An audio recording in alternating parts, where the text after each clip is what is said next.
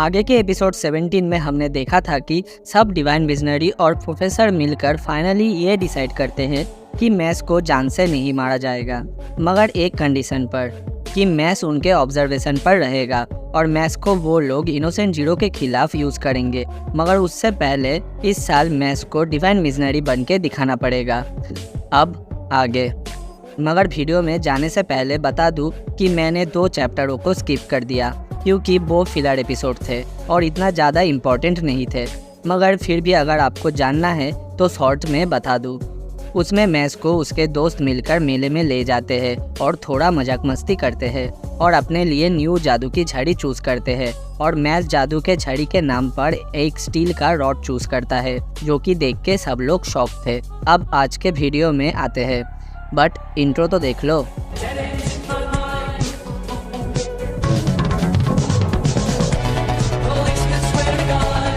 Story के starting में हम देखते हैं मैस और लेंस अपने रूम नंबर 302 में बैठकर अपने गोल्ड कॉइन्स गिन रहे थे, जहां लेंस मैस को कहता है इतने गोल्ड कॉइन्स एग्जाम में सिलेक्ट होने के लिए काफ़ी है। अब मैस भी कहता है अब टाइम आ गया है, मगर उससे पहले मुझे घर जाना है। अब लेंस कहता है क्या तुम थोड़े से सीरियस हो, मगर मैस फिर से कहता है मुझे लगता है कि मुझे घर जाना चाहिए।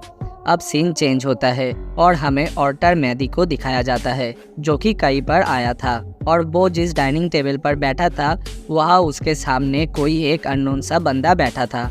अब ऑर्टर कहता है एक बंदा है जिसके पास कोई मैजिक पावर नहीं, मगर फिर भी वो डिवाइन मिशनरी बनना चाहता है। ये सुनने में ही कितना घटिया लगता है और हेडमास्टर वॉलबर्न ने उसे इस साल लिया है। इसीलिए मुझे लगता है कि हेडमास्टर की जो डिसीजन लेने की स्किल है वो दिन प्रतिदिन कम होते जा रही है। इसीलिए मुझे पहले ये क्लियर करना है कि वो बंदा डिवाइन मिशनरी के एग्ज़ाम में भाग नहीं ले पाए। अब उस अननोन बंदे को दिखाया जाता है जिसका नाम था ऑर्का प्रीफेक्ट मार्गरेट मैक्रॉन। अब मैक्रॉन कहता है अगर तुम मेरे पास आए हो ऐसे तो सच में ही कुछ सीरियस होगा। उसके बाद वो अपने सी फूड को सॉस में डुबाने लगता है और कहता है मुझे इन सब की परवाह नहीं, अगर परवाह है तो सिर्फ और सिर्फ रश का। अब ऑर्टर कहता है वो लेके टेंशन मत लो, बस मेरा काम हो जाना चाहिए। और कहता है मैस ने एबेल तक को हरा दिया है। जो सुनने के बाद मैक्रॉन कहता है एबेल जिसके पास गोल्ड कॉइन का कलेक्शन था ना, जिसमें कोई तो बात था, मगर मेरे गैर हाजिरी में कोई लड़का उसे हराने के लिए कैपेबल हो गया, ये एक्सपेक्ट नहीं किया जा सकता। मैक्रॉन मैस के बारे में ही बोल रहा था और लास्ट में कहता है गोल्ड कॉइन से किसी का स्ट्रेंथ के बारे में तो पता नहीं चलता, मगर उस लड़के ने सारे गोल्ड कॉइन मैजिक के बिना हासिल कर लिया। अब वो बंदा अपने सी फूड को टेबल पर गिरा देता है और ये सोच के शौक था कि कोई बंदा ऐसा कैसे कर सकता है। अब ऑर्टर उसे कहता है कोई बात नहीं सर, मैं इसे साफ कर दूंगा। ऑर्टर ऐसा कहता है क्योंकि वो डर गया था। अब वो बंदा कहता है जानवर बनो। इतना कहने के बाद वो बंदा एक पियानो पर जाके बैठ जाता है और कोई अजीब सा म्यूज़िक प्ले करने लगता है, जो कि सुनने में इतना भयानक था कि वहाँ पे खड़े लोग उसे सुनकर ही सदमे में चले जाते हैं।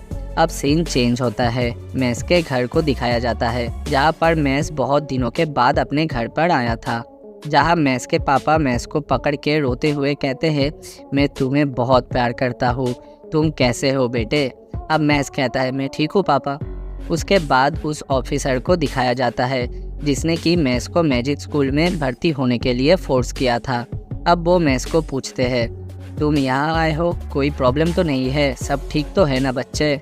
मैस कहता है सब मस्त है और मेरे पास डिवाइन मिशनरी एग्ज़ाम के पहले थोड़ा टाइम था, इसीलिए मैं घर पे आया।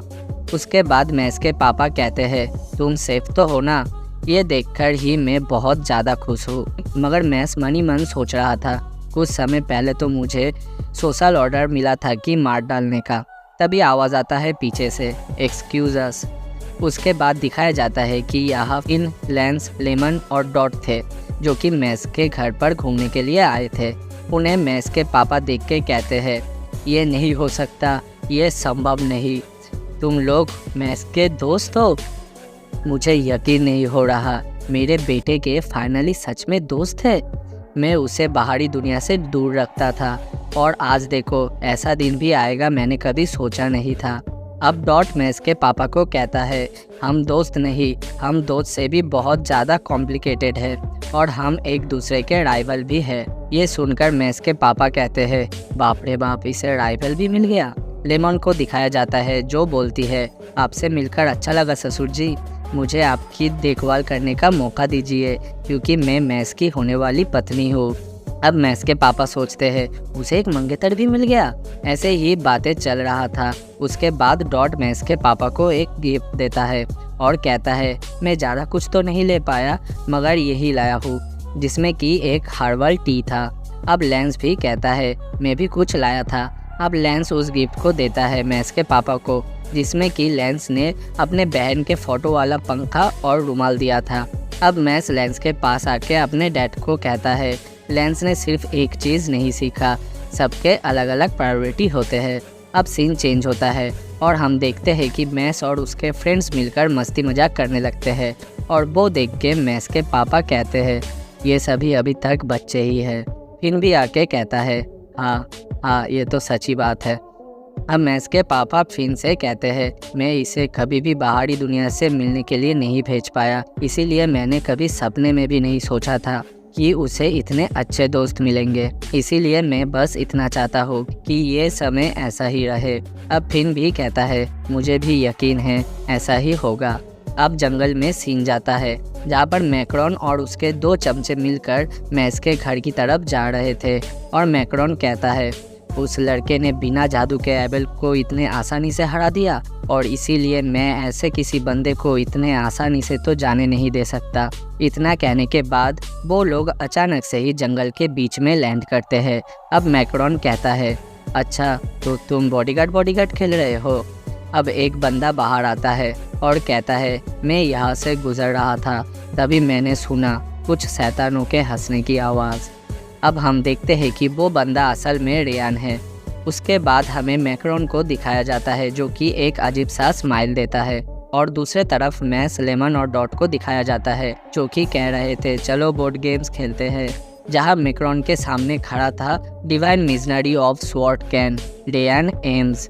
अब मैक्रोन कहता है कि अब क्या मुझे मैस बर्नेडेट के साथ साथ स्कूल के डिवाइन मिशनरी के साथ भी सामना करना पड़ेगा। इतना कहने के बाद मैक्रोन अपने मैजिक का यूज़ करता है और एक पियानो जंगल के बीचों बीच आ जाता है। अब मैक्रोन एक खतरनाक सा म्यूज़िक प्ले करने लगता है और उस म्यूज़िक का नाम था पावरलेस विंटर। अब रेयान ये देख के सोचता है आखिर ये क्या करने की कोशिश कर रहा है। तभी मैक्रोन कहता है, हर एक पावरफुल मैजिक यूज़र ये ज़रूरी तो नहीं कि सिर्फ डिवाइन मिशनरी बनने के बारे में सोचे। आखिरकार डिवाइन मिशनरी तो सिर्फ एक टाइटल है और मुझे बस चाहिए प्योर स्ट्रेंथ और पोजीशन। और एक अजीब सी स्माइल से कहता है कि मुझे सिर्फ देखना है कि हम में से ज़्यादा पावरफुल कौन है। आज के वीडियो में बस इतना ही। नेक्स्ट एपिसोड में हमें दिखेगा रेयान मैक्रोन को मैस को मारने से रोक पाएगा या नहीं। तो ये जानने के लिए बस एक दिन का वेट कर लो, कल सुबह फिर से नेक्स्ट एपिसोड आ जाएगा।